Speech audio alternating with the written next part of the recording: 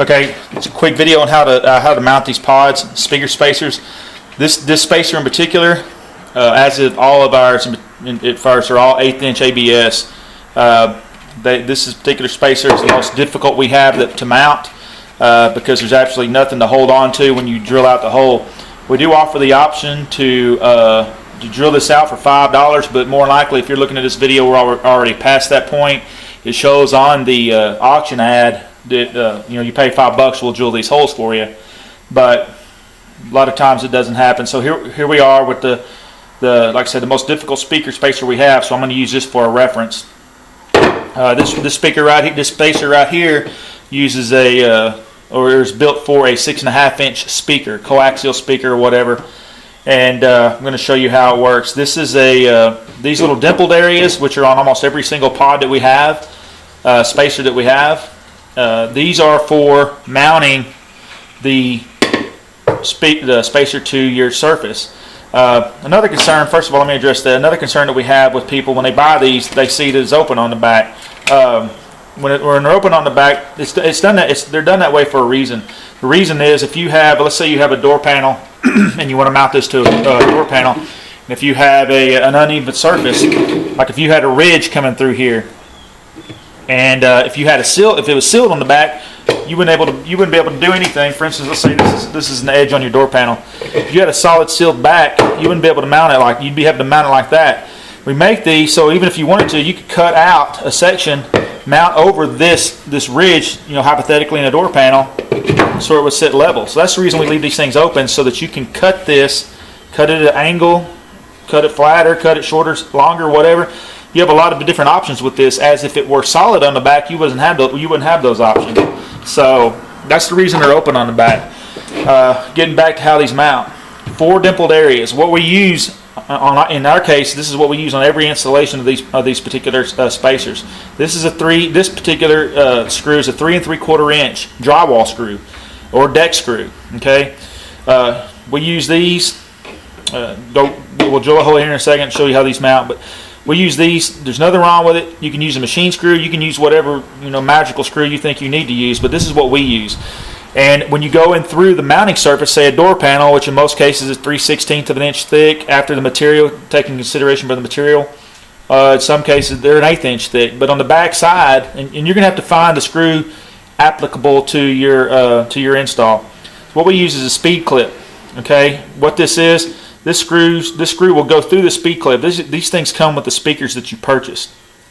The way these work, the screw runs right through there. If you're just using these to attach this pod spacer to a door panel, you would hold this with a pair of pliers. You don't want to try to hold this with your fingers because it'll take a chunk out of your finger when it grabs. So hold it with a pair of pliers on the back side of your door panel. Screw these pods in. This is like I said. This is a lot more simple procedure when I'm doing it on a workbench. But it shows you exactly how the same application is going to be used: vertical, horizontal, upside down, and backwards. But so what we're going to do is we got an 1/8 inch drill bit.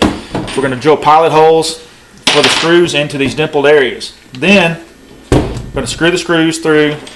Then I'm going to drill a hole. This is a 5 inch hole saw. You can use a jigsaw, you can use a air reciprocating saw, but a hole saw is a lot easier. This hole saw comes with a kit from Harbor Freight for like $15, and it comes with all different sizes. And it doesn't have huge teeth on it. It actually works really good for cutting holes in plastic.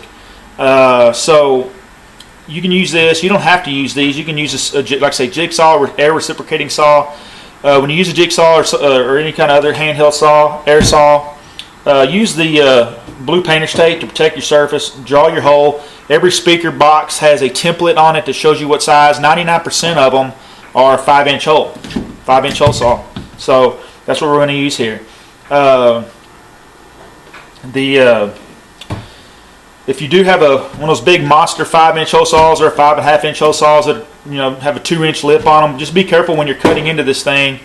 Because it'll jump off, rip the spacer, or scratch the spacer, say, rip your fingers up if you're not careful. So you want to try to, if you've got a piece of plywood sitting around, do what I'm fixing to do here, cut your hole. or whatever you want to do. This is just a how-to video and get these things done. All right. So what we're going to do first, I'm going to drill an 1/8 inch hole in each one of these dimple areas.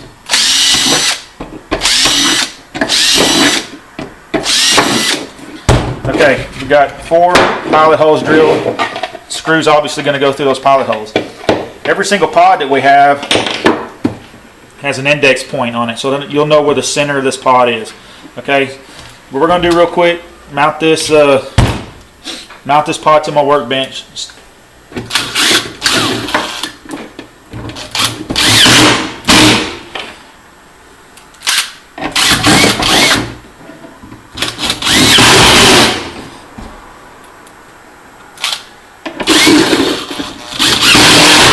I'm not screwing it all the way down super tight. I'm just getting it where it doesn't move so I can cut a hole in it.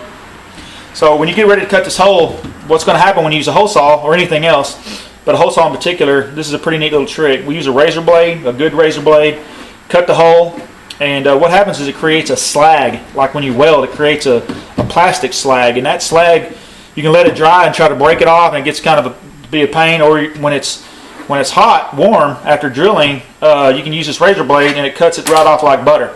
You're not going to get that same effect with jigsaw or any other kind of saw other than a hole saw, but this is a pretty neat little deal. Show you how this works. Go to the index point with this hole saw. Make sure it's centered.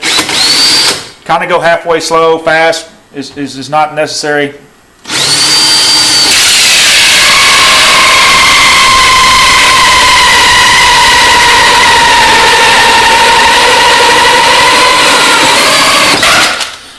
Plastic slag I was telling you about. Get your razor blade and it comes right off.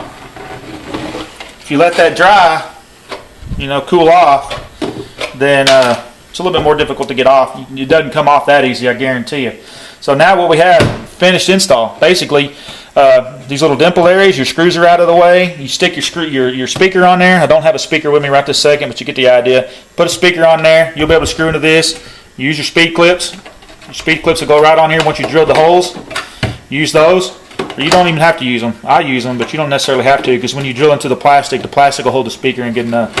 So that's the end of the story. It's a nice, simple little install, and these things are easy to deal with, and just don't make it hard on yourself. So if you have any questions, you can email us. That's the best way. Go through eBay's messaging system, and we'll get notification instantly, and we'll try to answer it within an hour and sometimes within a few minutes. So anyway, we appreciate you. Bye.